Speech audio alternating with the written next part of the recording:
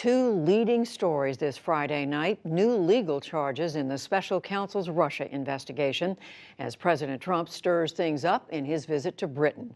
We begin with the indictments returned by a federal grand jury in Washington. I would call it the witch hunt.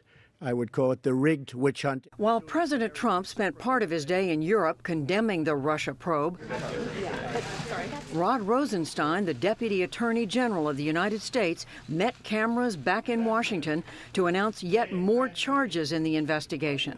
The indictment charges 12 Russian military officers by name for conspiring to interfere with the 2016 presidential election.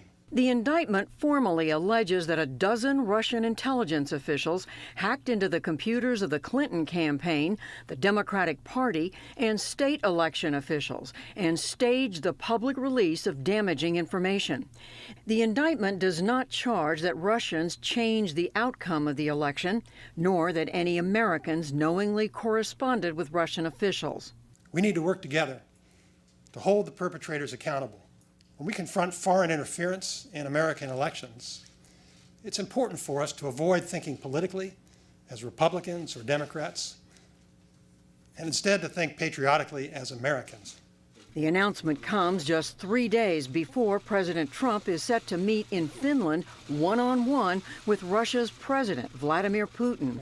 Today on Capitol Hill, Democrats sharply questioned if that meeting should still take place. Senate Intelligence Vice Chairman Mark Warner. The president and his team are not willing to make the facts of this indictment a top priority of the meeting in Helsinki, then the summit should be canceled. And Adam Schiff, the ranking member of the House Intelligence Committee. Let's not add insult to injury to our allies by having a lovey-dovey meeting between the President of the United States and the man responsible for just hacking into our elections. President Trump's lawyer, Rudy Giuliani, celebrated the announcement, tweeting, "Time for Mueller to end this pursuit of the president." The White House echoed that sentiment, adding the charges did not name anyone on the Trump campaign. For a closer look at these indictments and the questions still not answered about the investigations into election interference, I'm joined by Asha Rangappa. She's a former FBI agent who specialized in counterintelligence investigations. She's now a lecturer at Yale University. Asha Rangappa, welcome to the NewsHour. What is your main takeaway from these indictments returned today? Well, I think there are two big takeaways from the indictments.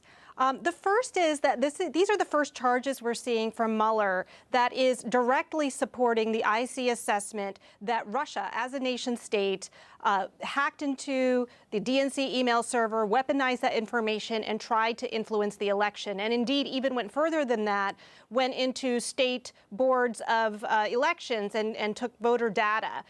You know, we had indictments of Russians before, but those weren't directly tied to Russian intelligence. There were links, but these are Russian military intelligence officers. The other big takeaway is that Mueller is going after the Russians. And this is important because ultimately this is a counterintelligence investigation. And under the special counsel regulations under which he's appointed, he doesn't have the authority to create a public report to Congress. So these indictments are, in a way, a vehicle for him to let the public know exactly how Russia executed its covert operation in their election meddling efforts. I think some people are looking at this and saying, well, no Americans were named. The Trump White House, the president, the people around the president are pointing that out. The president's personal lawyer, Rudy Giuliani, pointed that out. It's as if they're saying, well, this is just something the Russians did. Americans weren't involved. That's true. There aren't Americans directly charged in this indictment. But, Judy, we need to remember that indictments can be superseded, which means they can be amended to include new defendants. And it's important to note that there are conspiracy charges in this indictment, conspiracy to commit computer crimes. And so anyone who could be a part of that conspiracy, meaning that they knew what was going on and did even one act in furtherance of it can be added. So we know there's a reporter that might have been in contact, a person running for U.S. Congress who was soliciting some information, and a senior Trump official who was in contact. Whether this was knowing or not will make a huge difference, but I think it doesn't mean that it's the end of the story on this particular set of allegations. So, in other words, even though these 12 individuals, these intelligence officers, may never be brought to justice, it's hard to believe the Russians would willingly turn these people over. You're saying this is still significant. This is absolutely still significant.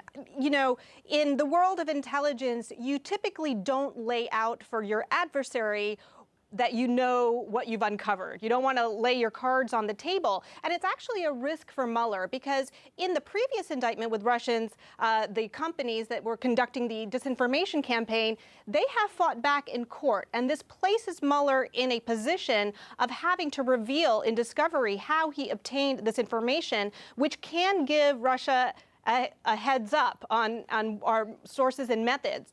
So I think that he has decided that it is very important for the public to know exactly what occurred and how it occurred in order for them to understand the threat that otherwise might be invisible. Asha Rangappa, can we tell from looking at these indictments returned today how much more there is? How much a part of the bigger puzzle do we now have completed at this point?